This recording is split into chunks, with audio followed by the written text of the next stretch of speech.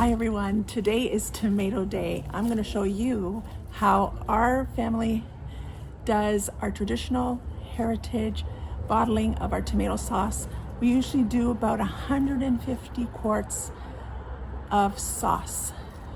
So let's get to it.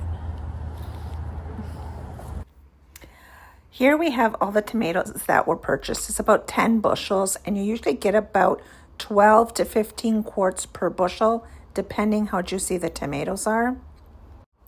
We gather some basil because we will need that today. We have 3 generations of family here today working all together. So we begin by washing all the tomatoes and sorting them, make sure we only use the most pristine ones. I will be doing a voiceover today just because we have minors and people that don't want to be on camera. So after they're all washed, we put them on buckets aside and we start setting up our table and everything we need. So we have our washed jars, our sterilized lids, all our clean tomatoes in the buckets, and then we begin by boiling them. So we put them in this hot pot on top of a burner in order to soften and split the skins. That way we can process them. Then we have some of the younger ones here, and they're putting a basil leaf in each jar.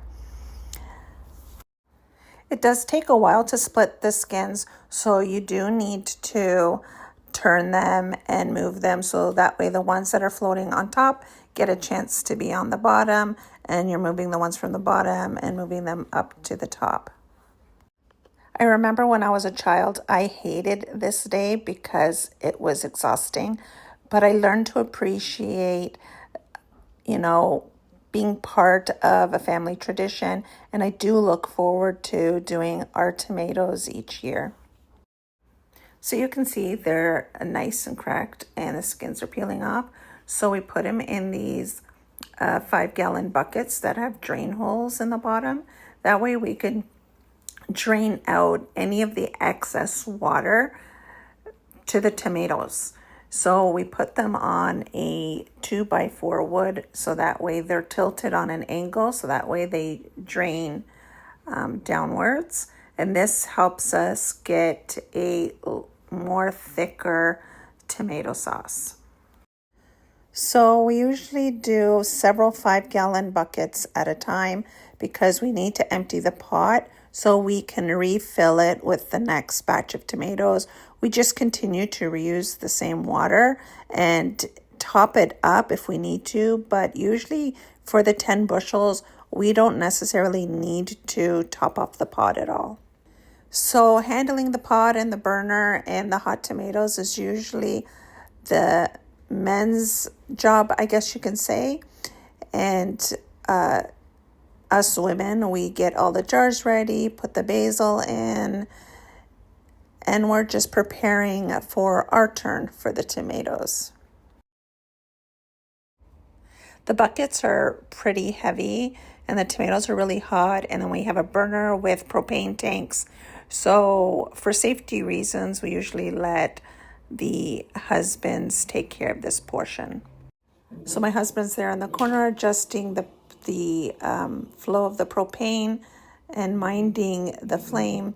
Now it's ready for our turn.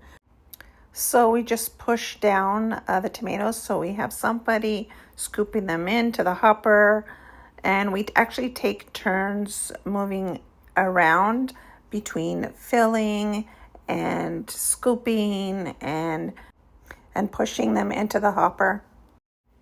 We have our scraper here pushing the sauce into the pot and minding the skins to make sure it doesn't get clogged. We all have a job.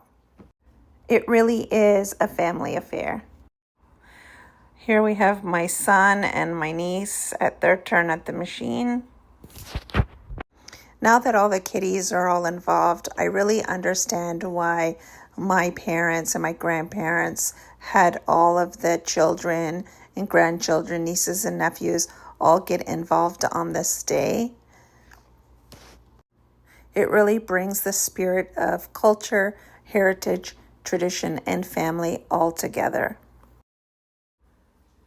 So once the pot gets full, we pause and we start filling our jars. We have someone filling, someone will be wiping the rims, someone will be putting the lids on, and then we have someone, as these get put down on the ground, we have someone putting more jars on the table and putting more basil in. So it is really like an assembly line. Now, can you guess what this contraption is?